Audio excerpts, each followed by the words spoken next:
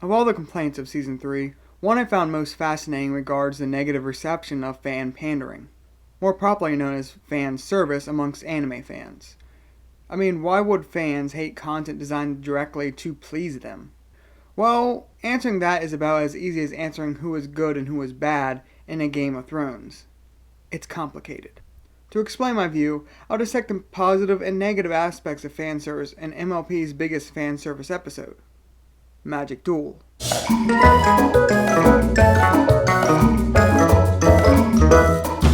Magic Duel is one of Season 3's most popular episodes, and with good reason.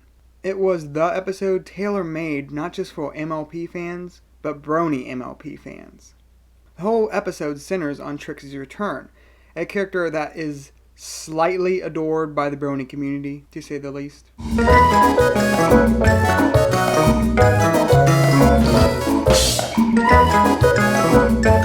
Besides fan squeeze, Trixie also brings not one but two magical duels with Twilight. Adding to this is Zecora being Zecora, aka being awesome, and Fluttershy suffering adorably on screen. Yay. So character-wise, the episode focuses on the two most popular of the main six, and two of the more popular support cast. Is there more? Yes, a heaping helping of continuity throwbacks including Pinkie Pie's parents, Parasprite's magical mustaches, fourth wall breaking shenanigans, and also Alicorn becoming canon. Magical Duel is not just a fan service episode, it is the fan service episode of MLP. It is bursting to the seams with it, and therein lies the problem. But before we continue, let's break down what exactly fan service and fan pandering is. Off to Wikia. Fan service is a term originating from anime and manga fandoms for material in a series which is intentionally added to please the audience. Fan service can be anything from in-jokes to nudity depending on the fanbase's desires. As the definition noted, this term originated from anime where fan service has become associated with TNA. Tits and ass. Ever wonder why there is always a beach episode? However, in US media and fandoms, it usually translates into fan in-jokes and trends, like a certain muffin-loving mayor's frequent appearance in Season 2. Though if Game of Thrones proved anything, TNA is also quite popular fan service material in the States as well. The benefits of fan service are quite obvious. You're servicing your fan base's desires. Fans like muffins, insert muffins. Fans like pop culture references, toss in some pop culture references. Want to make a lot of teen boys happy? Toss in lots of TNA. By adding fan service, you are acknowledging your fan base's desires. You're boosting their investment in the series. It can also be an indirect way to add extra depth to side parts of a scene.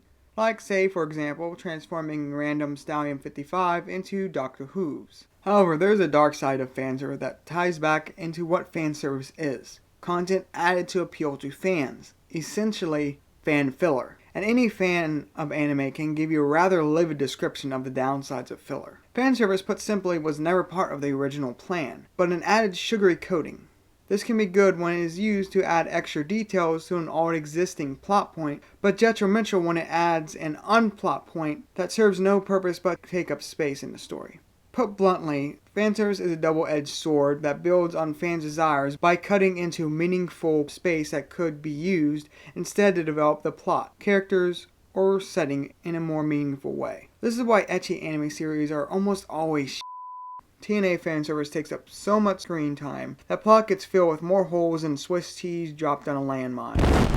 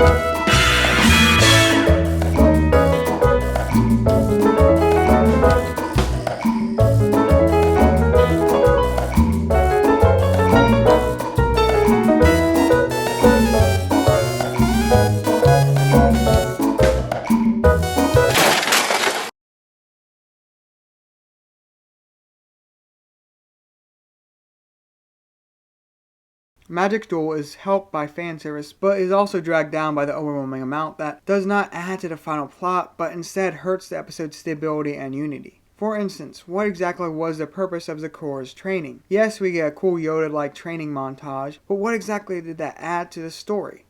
We never see the fruits of this labor. The only meaningful addition it adds is at the end when, in one of Zeccora's worst rhymes, Twilight is inspired and or told to team up with her friends to beat Trixie.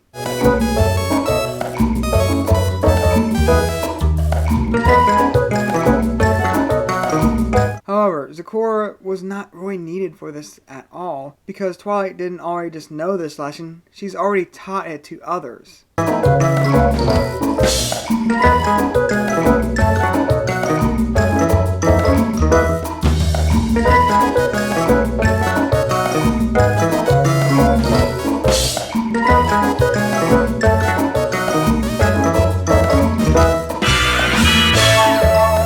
I have nothing against Zeccora, but her presence was quite simply wasted in this story, just seemingly to appeal to fans. Think about it. Around 1/3 of the episode revolves around seeking advice and training from Zeccora. That goes nowhere, when that time could have been better spent showing Dark Trixie's corrupted madness and its effects on Ponyville, and how Twilight deals with handling a more powerful mage that she can't simply out-magic. Worse yet is what the fan service meddling seemingly has replaced in the episode.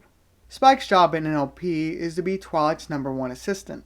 Literally. He is her voice of reason and emotional support when times are hard for her. Yet in an episode where Twilight's rival returns and beats her in a magical duel, and then banishes her from Ponyville, he serves pretty much no purpose, besides a rather touchingly sad moment when Twilight leaves. This is made even more odd by considering how much of a role he played in Ghostbusters, Trixie's original episode that was the prequel to this. Who instead fills in Twilight's support role for this episode? Fluttershy, of course. Why? Well, if you have not seen my previous video, she's rather bucking popular. Fluttershy's use in this episode was a rather blatant example of bad fan service that did nothing but pull down the rest of the episode's story. Oh, some might say I'm nitpicking, and that was totally in character for Fluttershy, and not fan service at all. Well then, let me read this scene synopsis. A group of friends are put in an awkward situation where they decide to solve it by sending the cute one of the group on a secret mission and in a special costume that's extra adorable. I'm sorry, but this is one of the most popular fan service cliches in anime.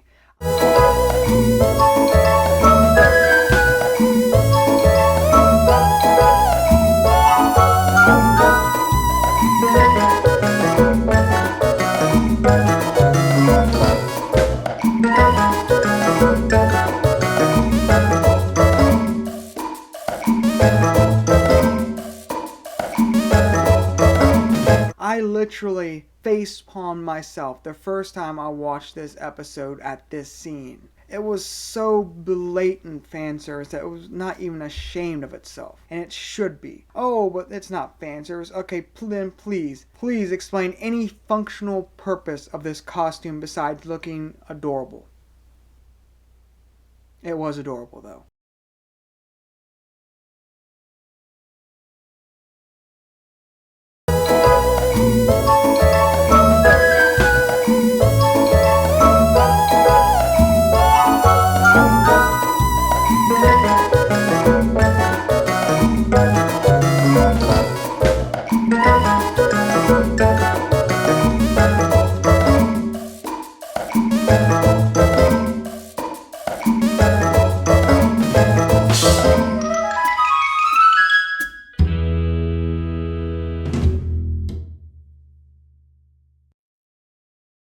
Zeccora and Fluttershy's exploits in the episode, while amazing and adorable respectively, did not further the main plot. Why spend so much time learning Zeccora's magic when it's never used or even displayed? And no, she did not just learn misdirection from Zeccora, but actual magic. Why introduce Fluttershy's anger management trait only to forget about halfway through the episode, and in turn create not just a continuity break with previous episodes, but continuity break within itself? The fan service has also handicapped other aspects of Magic Duel, like the actual tone of the episode. For instance, the magic duels. Okay, I know this is a kid's show, but the duels divulge into a slapstick stage show which is rather anticlimactic given all the more mature tonal build-ups beforehand.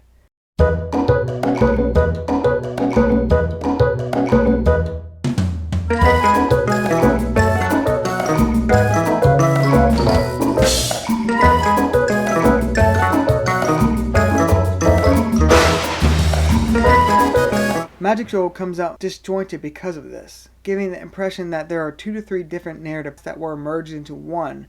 One where Twilight learned some of Zekora's foreign magic that is used to defeat Trixie, likely tied to some sort of magic representing culture and how different magics have their own unique strengths. Another path being essentially a Flip Ghostbusters episode where Twilight and her friends turn Trixie's tricks against her. What do I know? Emma Larson has never been tasked with merging 2 opposing episode storylines into one episode before. Right? Fan service or fan pandering can be good in moderation, but bad in excess. Used creatively, fan service can be another tool for a creator to manipulate the audience's emotions and indirectly add an extra layer of depth to a scene.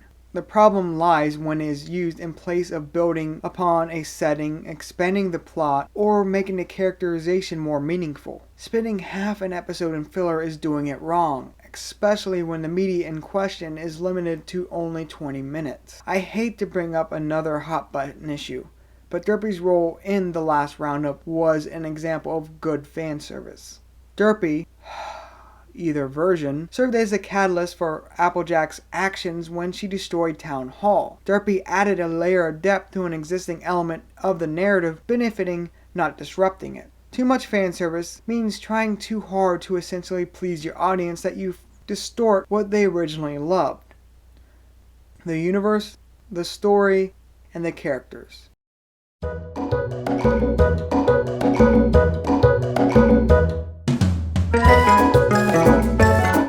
Also, calling Magic Duel disjointed seems sort of canon after BronyCon 2013, by ML Larson's own words.